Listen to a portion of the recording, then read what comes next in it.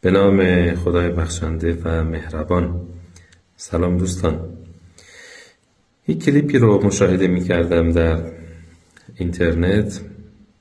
خواستم اون رو با شما عزیزان و بزرگواران به اشتراک بگذارم و نقدش بکنم. من کلیپ رو روشن می کنم، در هر جایی لازم شد اون رو نگه می دارم و نقد رو خدمتون عرض می کنم. سلام دوست عزیز.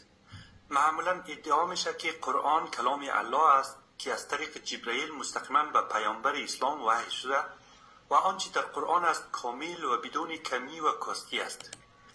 خب بله، بیشک این باور مسلمان ها هست و برای این باور هم دلیل و استدلال داریم. بریم ببینیم که نقدهای شما در چه سطحی هست. به این معنی که اشتباهات علمی ندارد و با علم امروزی کاملا مطابقت دارد. من هم در این ویدیو کوشش کردم تا 10 تا آیه قرآن را با دانش امروزی مقایسه کنم که براستی قرآن آری اشتباهات علمی است و یا خیر. پس تا آخر دنبال کنید و همچنان بعد از دیدن ویدیو دیدگاه های ارزشمند خود را بدون فحش و ناسزاگویی بنویسید که چه موافق هستید و چه مخالف. خب بفرمایید.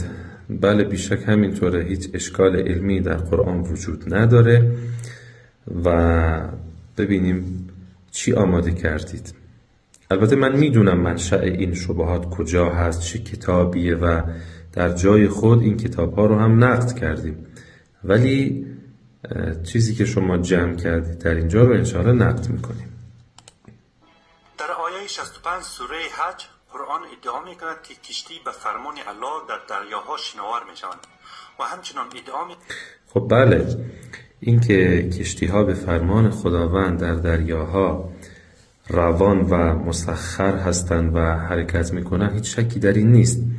ببینید، این که من الان اراده و توانایی دارم که این کلیپ رو ضبط می کنم به فرمان خدا هست. این که یک ناخدا، یک ملوان، کسی که در یک سفر دریایی هست و کشتی رو حرکت میده، اونجا به فرمان خدا هست. قوانینی که اجرا میشن که کشتی مثلا غرق نشه، چگالیش این گونه باشه، وزنش اینطور باشه که بتونه در آب حرکت بکنه، همین که با فرمول هایی که خداوند تعیین کرده و از طریق این فرمول ها این کشتی حرکت میکنه، این به فرمان خدا انجام میشه. یعنی کمی وسیع و با وسعت نظر به کلمه فرمان خدا نگاه بکنید، مشکل حل میشه. میکند که این الله است که آسمان را نگه داشته که به زمین سقوط نکند. خب این یک موضوع دیگه هست. شما تحت عنوان شماره 10 که دارید از 10 به سمت 1 حرکت میکنید، یک موضوع دیگه هست که مثلا در شماره 10 میخواید موارد متعددی رو مطرح بکنید و این رو به عنوان یک اشکال مطرح بکنید. چی گفتید؟ گفتید آسمون به زمین نمیفته. من یه لحظه به خاطر این توضیحات. و همچنان ادعا میکند که این الله است که آسمان را نگه داشته که به زمین سقوط نکند. خب بله، آسمان یک مفهوم گسترده است. اون فضای خالی، اون اجرامی که درش وجود دارن با همه جزئیات، و اینکه خداوند متعال اجازه نمیده این اجرام بیفتن، اجازه نمیده که این وضعیتی که وجود داره به صورت ثابت و پایدار وجود داشته باشه. خب این فرمان خداوند متعال هست. وگرنه شما تصور بفرمایید این نیروهایی که در علم فیزیک مطرح میشه که این سیارات و این کرات چگونه قرار گرفتن، چرا مثلا اون به سمت اون نمیره، چرا مثلا اون در مسیر خودش داره حرکت میکنه، خب این فرمان خدا هست. اگر فرمان و محافظت الهی نبود، قطعاً این قوانین هم وجود نداشت و این اشکال علمی نیست. قرآن 14 قرن پیش فکر میکرد که آسمان سقف بوده و مثل یک شی ممکن اگر الله نباشد به زمین سقوط کند. خب ببینید، این که خداوند متعال میفرماید قرآن مانند سقف هست، سقف تعبیر خودش رو داره. سقف چیه؟ مثلا الان بالای همین جایی که من نشستم سقف وجود داره. چه نقشی رو ایفا میکنه این سقف؟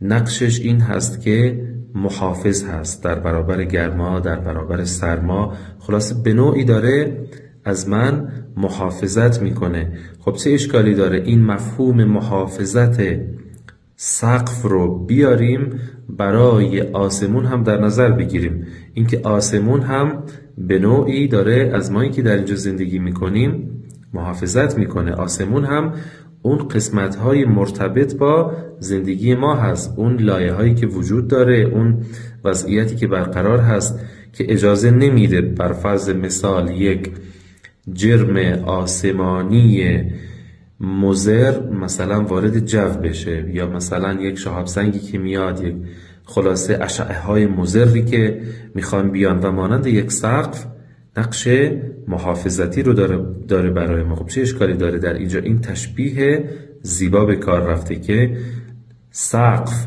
چه نقشی داره، تشبیه شده به سقف که آسمون هم در اون اندازه‌ای که با زندگی ما مرتبط هست چون این نقشی رو برای ما ایفا میکنه. آیا این اشکال علمی هست؟ اینکه این آرایه زیبا در قرآن وجود داره؟ اگر قرار باشه هر کسی با فرمول علمی به کتاب‌های ادبی نگاه بکنه، خب صدها اشکال پیدا میکنه. با این وجود کتاب گلستان سعدی و بوستان سعدی هم پر از اشکالات علمی هست. کتاب‌های شعر در ادبیات کلاً پر از اشکالات علمی خواهد بود. شما آرایه، تشبیه، استعاره و آرایه‌های دیگری که وجود دارن به اینها با نگاه علمی نگاه بکنید، نتیجه چه خواهد شد؟ پس هیچ اشکال علمی وجود نداره. اینها زیبایی‌های ادبی هست که در قرآن مطرح شده، نه تئوری‌های علمی. اما امروز ما می‌دانیم که آسمان سقف و یا شی نیست و یک فضای بیکران است.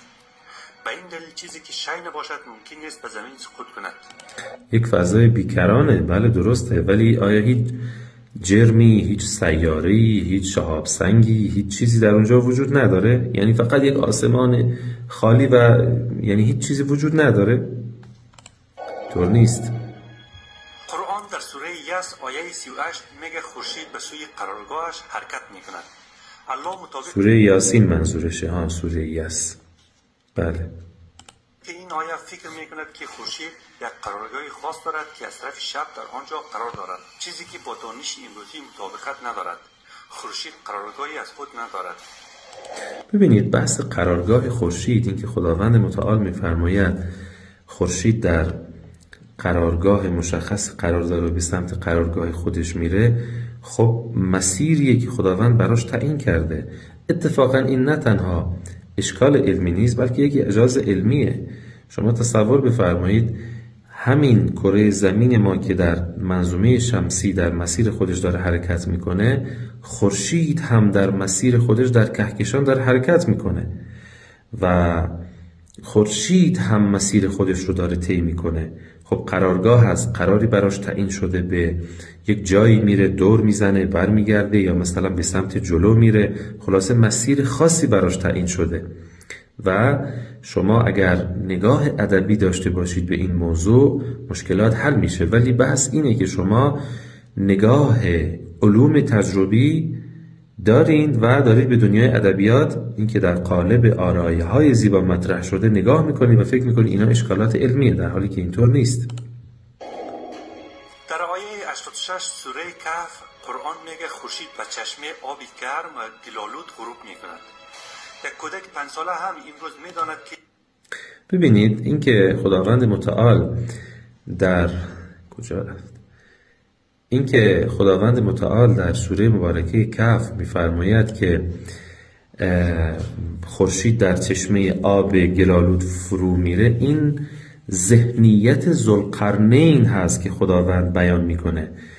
وجدها تغرب فی عین حمیئه، یعنی اینگونه یافت که خورشید داره، ببینید اینگونه یافت، اینگونه در جلوی چشش پدیدار شد، نمایان شد که انگار خورشید داره در یک چشمه آبی گلالود فرو میره. یک تئوری علمی که مطرح نشده، یعنی خداوند نقل قول کرده، یا مثلا برامون نقل قول که نه، مثلا برامون بیان کرده، نقل این وضعیت ذهنی ذوالقرنین هست که چون این ذهنیتی براش ایجاد شد. این که نمیشه اشکال علمی. قرآن که نگفته نظر من اینه که خورشید در چشمه آب گلالود فرو میره، بحث ذوالقرنینه و میگه ذوالقرنین به این نتیجه رسید. خب دوستان نمیخوام کلیپ طولانی بشه، ادامه رو انشاءالله برای کلیپ‌های دیگه نگه میداریم انشاءالله.